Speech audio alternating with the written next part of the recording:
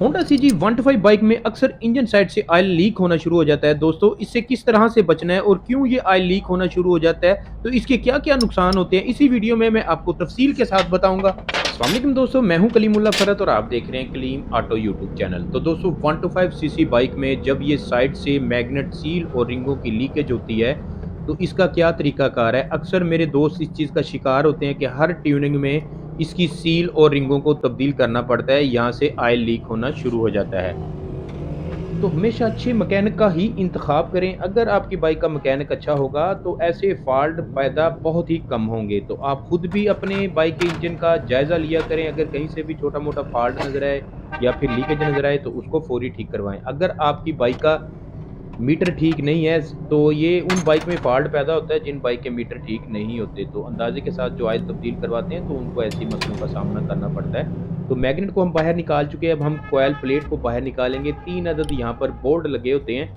तो इन बोल्ट को खोलेंगे। खोलने के बाद अंदर की हालत भी मैं आपको चेक करवा दूंगा। मेरे 125 बाइक जो से यूज़र हैं मेरे भाई, उनके लिए बहुत ही अहम वीडियो है। ये देखें, ऑयल इसका बिल्कुल गार बन चुका है और इसके इंजन में से ऑयल की मिकदार भी बहुत कम थी, तो जिसकी वजह से बाइक इंजन ओवरहीट होना शुरू हो जाता है। तो इंजन की ये जो सी सील है ये हार्ड हो जाएगी। हार्ड होने के बाद यहाँ से ऑयल निकलना शुरू हो जाएगा। तो इसकी पिन भी बाहर निकालने के बाद मैं आपको चेक करवाऊंगा।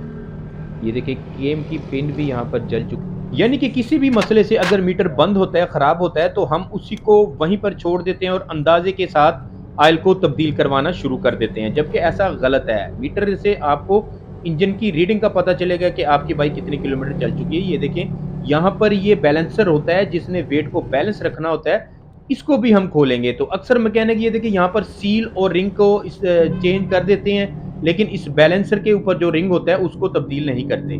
तो इसकी सील भी हम बाहर निकाल चुके हैं। ये देखिए, रिंग भी ये डैमेज हो चुकी हैं। तो दूसरी मेन बात मैं आपको बता दूं, जोन से इसमें आपने पार्ट्स का इस्तेमाल करना है, अच्छी क्वालिटी के पार्ट्स होने चाहिए।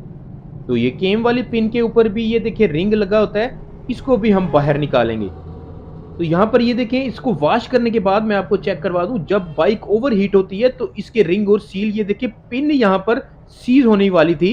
अगर हम इसको टाइम पर ना खोलते तो हो सकता है कि इसकी केम गरारी को भी तब्दील करना पड़ता। तो अच्छे तरीके से हम वॉश करेंगे। वॉश करने के बाद हम इसकी फिटिंग करेंगे और आपको दिखाएंगे कि कौन सी क्वालिटी की आपने सील का इस्तेमाल करना है और कौन सी क्वालिटी के रिंग जोन से छल्ले हम कहते हैं वो हमने इस बाइक में लगाने हैं। तो दोस्तों, फिटिंग का तरीका भी मैं आपको बता दूं, इजीली फिट कर सकते हैं। ये देखें, फिर मैं आपको दिखा दूं कि अच्छी क्वालिटी के पार्ट्स। ये देखें, सील जो सी हमने इसमें इस्तेमाल करनी है, नोक कंपनी की सील होती है, ये बेहतरीन इसका रिजल्ट होता है। तो ये सिलिकॉन वाले छल्ले हमने इसमें लगाने हैं। तो सिलिकॉन वाले छल्लों की खसूसियात मैं आपको बता दूं, जब भी हमने इसकी फिटिंग करनी है तो कई मैकेनिक दोस्त यहाँ पर सिलिकॉन का इस्तेमाल करते हैं, लेकिन हम सिलिकॉन वाले छल्ले ही लगाएंगे। इसके ऊपर हम सिलिकॉन का इस्तेमाल अब नहीं करेंगे। तो फिटिंग करने से पहले हम ये देखें, यहाँ पर इस तरह इसके रिंग को फिट करेंगे। अब सील की जब फिटिंग करेंगे तो ग्रीस का इस्तेमाल करेंगे ताकि ये इजीली अपनी जगह पर आराम से फिटिंग हो जाए। तो पेचकस की मदद से हल्की हल्की हम चोट लगाएंगे। ये देखें, हथौड़ी का भी आप इस्तेमाल कर सकते हैं, ये सिल्वर की प्लेट लगी होती है, लेकिन हम यहाँ पर पेचकस का इस्तेमाल करेंगे। तो किसी भी गम का इस्तेमाल हम नहीं करेंगे। सिलिकॉन वाले छल्ले जब हम लगाएंगे तो यहाँ पर ग्रीस का इस्तेमाल किया जाएगा।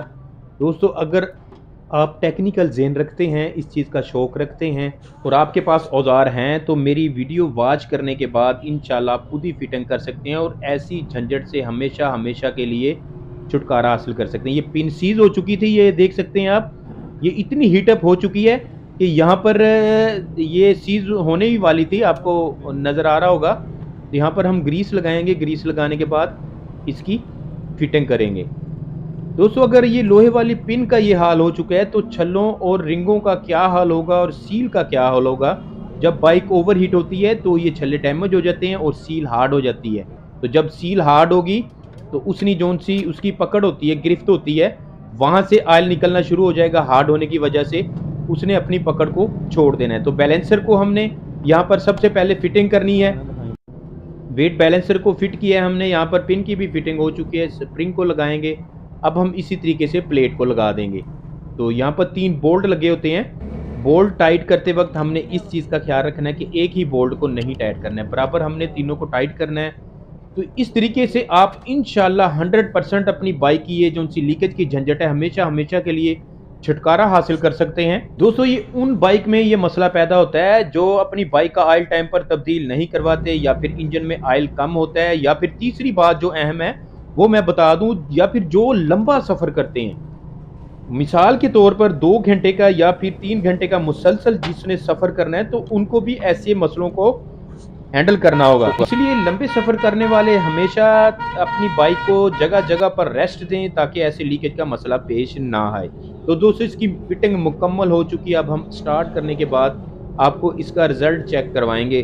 तो मेन पॉइंट जो था वो लीकेज का था।